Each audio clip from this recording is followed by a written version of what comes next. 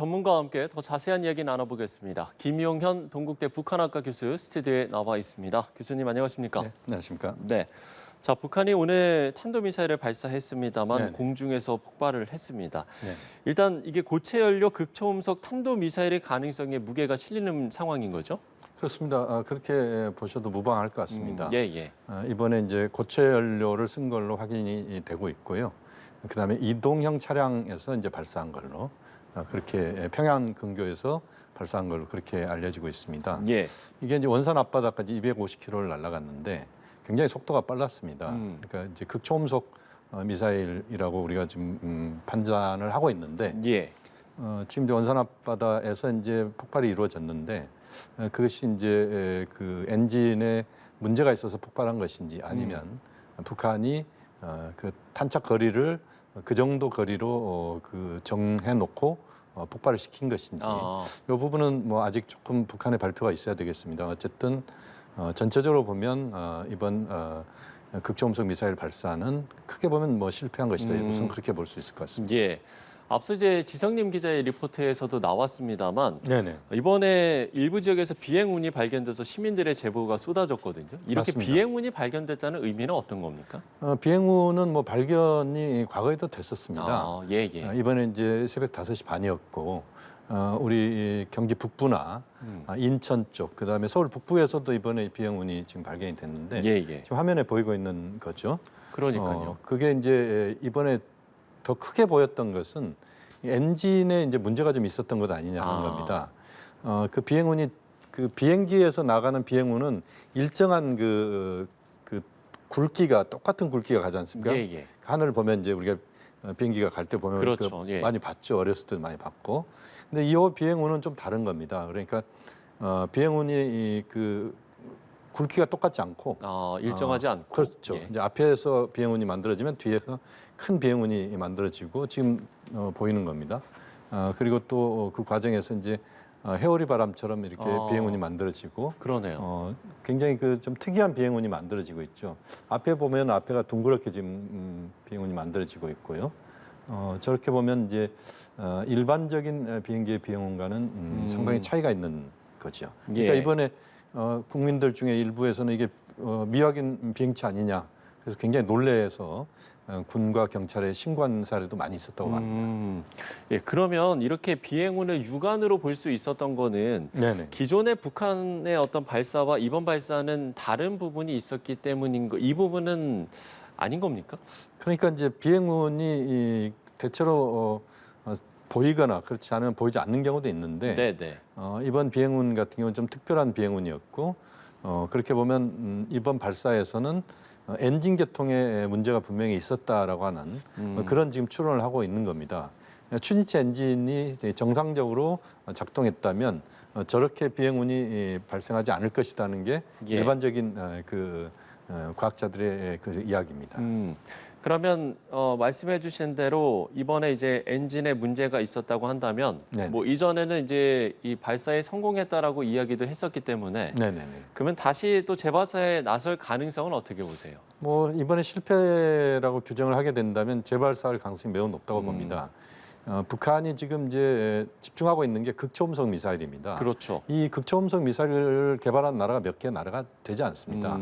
미국하고 러시아 정도, 중국 정도 이 정도라고 이야기를 할 수밖에 없는데 극초음속 미사일을 만약에 북한이 개발을 하게 된다면 이건 엄청난 전술적 차원에서의 그 위협 수단이 되는 겁니다. 예. 왜냐하면 워낙 빠른 속도로 날아오기 때문에 여기에 대한 요격이 그렇게 쉽지가 않습니다. 예, 뭐 일각에서는 게임 체인저라는 표현까지 쓰기도 하더라고요. 그렇습니다. 이제 여기에 이제 탄두에 뭘 싣느냐에 따라서 굉장히 그 전술적인 차원보다는 전략적 차원의 미사일로 이게 바뀔 수도 있는 거거든요. 예. 그렇게 보면 이 극초음속 미사일에 대한 대응 수단, 요격 수단은 매우 제한적이다. 이렇게 보면 굉장히 위협적인 무기 체계가 될 수밖에 없습니다. 예.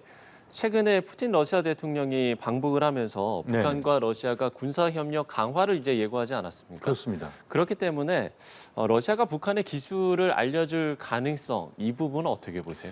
이번에 보면 이제 포괄적 전략적 동맹에 거의 준하는 포괄적 전략적 동반자 관계 이렇게 이제 규정을 했지 않습니까? 예, 그렇죠. 그리고 거기에 보면 이제 군사 기술의 이전에 그 실제 내용들이 좀 큰 틀에서 좀 담겨 있습니다.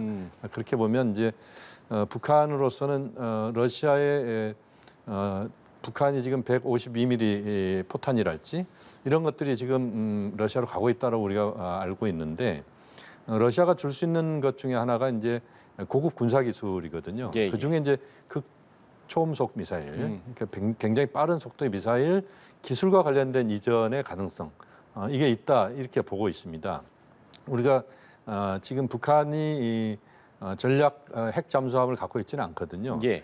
전략 핵 잠수함을 만들 수 있는 기술이랄지 또는 전략 핵 잠수함에서 발사되는 SLBM 그러니까 잠수함 발사 탄도 미사일 기술과 관련된 것, 그다음에 그 ICBM 과정에서 그러니까 그 장거리 탄도 미사일에서 대기권 전진입 관련된 기술적인 부분이랄지 이런 부분들에 우리가 좀 퀘스천을 지금 보이고 있거든요. 북한의 기술에 대해서. 예, 예. 근데 러시아의 고급 기술이 이제 여기에 그 접목이 되면은 굉장히 빠른 속도로 북한의 그 무기 체계의 그 성장이 이루어지는 겁니다. 그리고 그러한 무기 체계의 성장은 결국 전략적 측면이 워낙 강하기 때문에 한국으로서도 또는 미국과 뭐 주변 국가로서도 굉장히 위협적인 그 수단, 무기 체계를 북한이 확보한다는 거다는 거죠.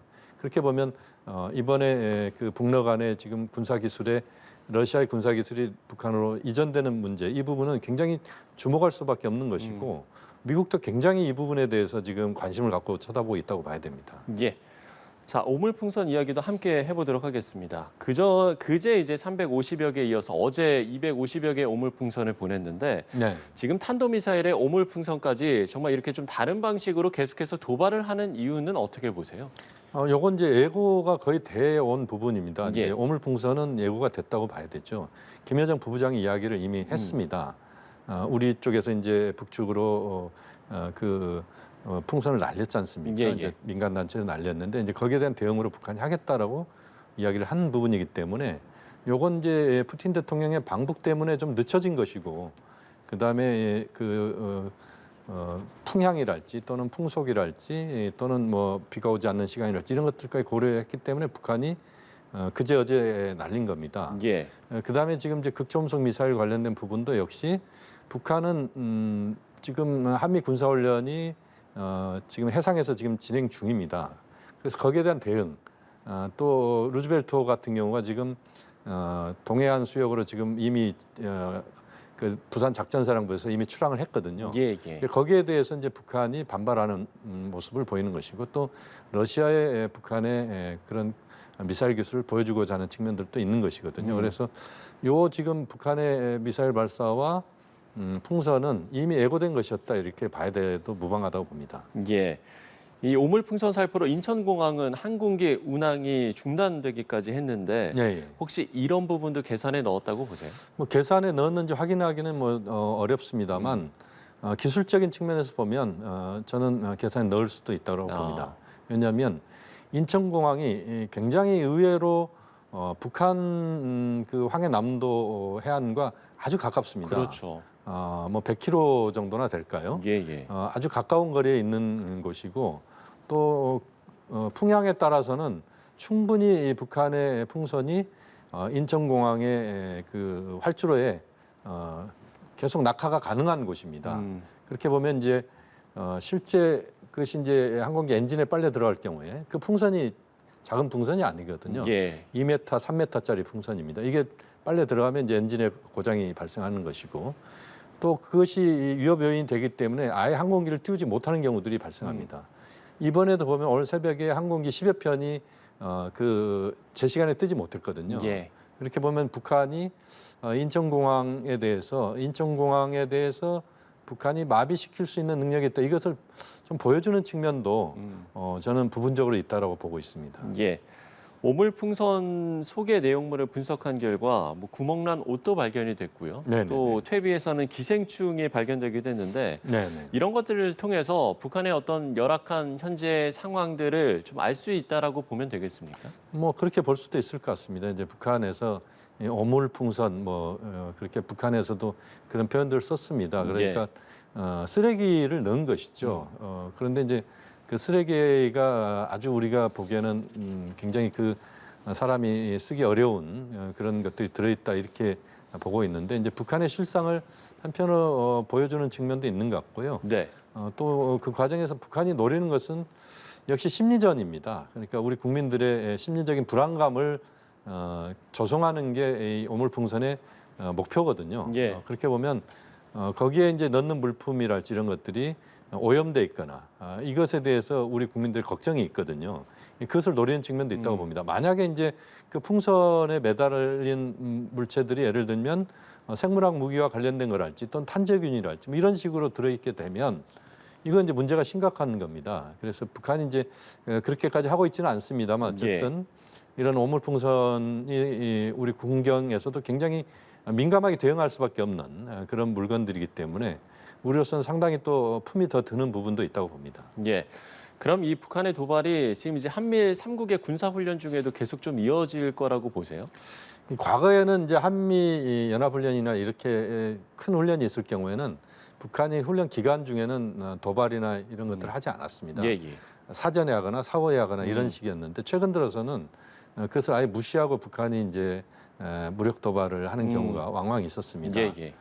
이번에도 지금 해상에서 지금 그 훈련이 한미일 훈련이 있습니다만 그것과 좀 더 무관하게 북한이 지금 동해상에 전개되어 있는 루즈벨트호 지금 미국의 구함대의 모함입니다. 그러니까 한국에는 처음 온 겁니다. 이 루즈벨트호가 이 구함대 루즈벨트호에 대한 위협이라고 하는 차원 또 미국의 항공모함이 제대로 작동하기 어렵다라고 하는 것들을 보여준다는 차원에서 단거리 미사일을 동해상으로 간헐적으로 발사할 가능성이 이 훈련 기간에 있다. 저는 그렇게 보고 있습니다. 예.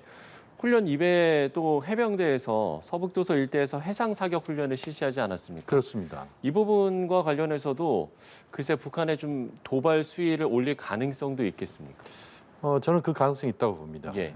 지금 서북도서에서 우리의 이제 자주포랄지 포사격 훈련은 9.19 현 군사 합의 이후에는 사실은 연평도나 백령도에서 훈련을 하지 않고 그 자주포가 육상으로 와서 포사격을 하고 다시 이제 갔거든요. 그래서 비용도 많이 들고 여러 가지 복잡했던 건 사실입니다. 예. 그 전에는 이제 북한 방향이 아닌 남쪽 방향이랄지 남서 방향 쪽으로 또는 남동 방향 쪽으로 이제 그 포사격 훈련을 했거든요. 근데 이번에 이제 포사격 훈련의 방향이 어디 있는지는 아직은 좀 발표가 안 되고 있는데 예. 북쪽으로는 하지 않았을 겁니다.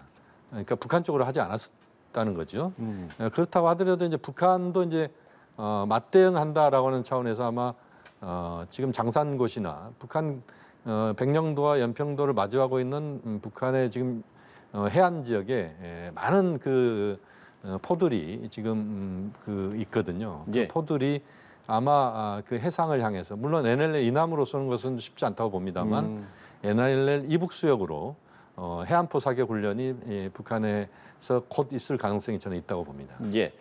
마지막으로 한 가지만 더 짚어보면 뭐 북한이 가장 이제 예민하게 받아들이는 부분 중에 하나가 바로 우리의 이제 대북 확성기 방송 아니겠습니까? 그렇습니다. 지난 9일에 방송을 재개하기도 했습니다만 만약에 이렇게 북한의 도발이 계속된다면 다시 또 재개할 가능성도 있겠습니까?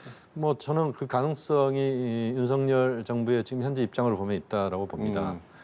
다만 이제 문제는 뭐냐면 우리가 확성기 방송을 하게 되면 예. 북한도 대남 확성기 방송을 할 거라고 봅니다. 그렇게 보면 그 양 방향에서 지금 확성기를 튼다라는 것이잖아요. 예, 예. 그렇게 보면 이제 접경 지역의 주민들은 굉장히 좀 그 스트레스를 불안해- 받을 예, 수밖에 예. 없습니다. 불안하기도 하고 또 그 소리가 이제 서로 제대로 이제 그 소리 전달이 안 되고 이제 웅웅거리는 식으로 되거든요. 예. 그렇게 보면 이제 주민들의 피로도나 이런 것들이 굉장히 높아질 거라고 보고 또 북한에서 이제 과거에 보면 고사총 사격한 적도 있습니다. 확성기 쪽에. 여기 이렇게 될 경우에 이제 우발적인 돌발적인 사태가 발생할 수도 있다. 여기에 대해서 상당히 좀 우려스러운 부분들이 있습니다. 그래서 확성기 방송 관련된 부분은 우리 정부가 좀 더 신중한 접근을 저는 할 필요가 있다고 보고 있습니다. 예, 알겠습니다. 최근에 이어지고 있는 북한의 도발 행위와 관련해서 김용현 동국대 북한학과 교수와 이야기 나눠봤습니다. 교수님 오늘 말씀 고맙습니다.